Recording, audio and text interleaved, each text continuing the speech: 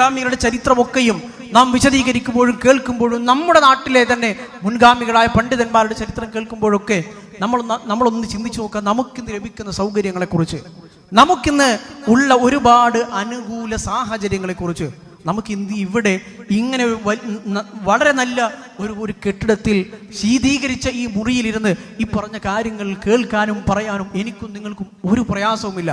അതുപോലും പ്രയാസപ്പെടുന്ന ആളുകൾ ഉണ്ടായിരിക്കാം.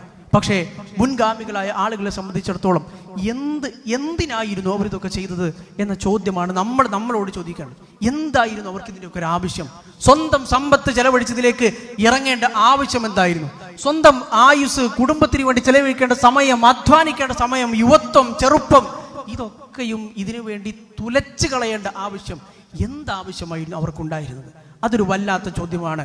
നമ്മളെ മുന്നോട്ട് നീങ്ങാൻ വീണ്ടും വീണ്ടും പ്രേരിപ്പിക്കുന്ന ചോദ്യമാണ് ആ ചോദ്യം എന്ന് പറയുന്നത്. ഇത്രയേറെ അനുകൂല ഘടകങ്ങളുള്ള നമ്മൾ എത്രമാത്രം അവരോട് തുലനം ചെയ്യുമ്പോൾ പിന്നിലാണ് എന്ന് നമ്മളെ ബോധ്യപ്പെടുത്തുന്ന ചോദ്യം കൂടിയാണത്. ഖബ്ബാബ് അറത്ത് റളിയല്ലാഹു നേരത്തെ പറഞ്ഞ ഖബ്ബാബ് റളിയല്ലാഹു അദ്ദേഹം പിൽക്കാലത്ത് പറയുന്നത് കാണാൻ കഴിയും. ഇസ്ലാമിന് വലിയ സമ്പത്തുണ്ടായി, വലിയ സാമ്രാജ്യങ്ങൾ, പല നാടുകളിൽ ഇസ്ലാം ചെന്നെത്തി. അവിടെ ഖബ്ബാബ് റളിയല്ലാഹു അൻഹുവിന് മുസ്ലിങ്ങളുടെ ബൈത്തുൽ മാലിൽ നിന്ന് പെൻഷൻ കിട്ടി തുടങ്ങുന്ന ആ കാലത്ത് ഖബ്ബാബ് റളിയല്ലാഹു പറഞ്ഞു, നമ്മൾ ആദ്യകാലത്ത് അല്ലാഹു റസൂൽ സല്ലല്ലാഹു അലൈഹി വസല്ലം ഹിജ്റ വരുമ്പോൾ ഹാജർനാ മാ റസൂലില്ലാഹി സല്ലല്ലാഹു അലൈഹി വസല്ലം, അല്ലാഹു റസൂലിനോടൊപ്പം ഹിജ്റ നമ്മുടെ കയ്യിൽ ഒന്നുമില്ലായിരുന്നു. നൽതമിസു വജ്ഹല്ലാഹ്, അല്ലാഹുവിന്റെ വജ്ഹു മാത്രം ഉദ്ദേശിച്ചുകൊണ്ടാണ് നമ്മളെ എല്ലാം ഉപേക്ഷിച്ച് ഇറങ്ങി പുറപ്പെട്ടത്. ചില ആളുകൾക്ക് അള്ളാഹു, നമ്മളിൽപ്പെട്ട ചില ആളുകൾക്ക് ഈ ലോകത്ത് വെച്ച് തന്നെ അവരുടെ പ്രതിഫലം തന്നു. എന്നെപ്പോലെയുള്ള അദ്ദേഹം എന്ത് പറയാണ്, ഖബ്ബാബ് പറഞ്ഞു, എന്നെപ്പോലെയുള്ള ചില ആളുകൾ ഇന്ന് ഈ ഇസ്ലാമിൻ്റെ സുഭിക്ഷതയും സമ്പന്നതയും ഒക്കെ കണ്ട് ഇതൊക്കെ അനുഭവിക്കാനുള്ള ഭാഗ്യം നൽകി. എന്നാൽ ഇതൊന്നും ഇല്ലാതെ കടന്നുപോയ ആളുകളാണ് കൂടുതലുള്ളത്.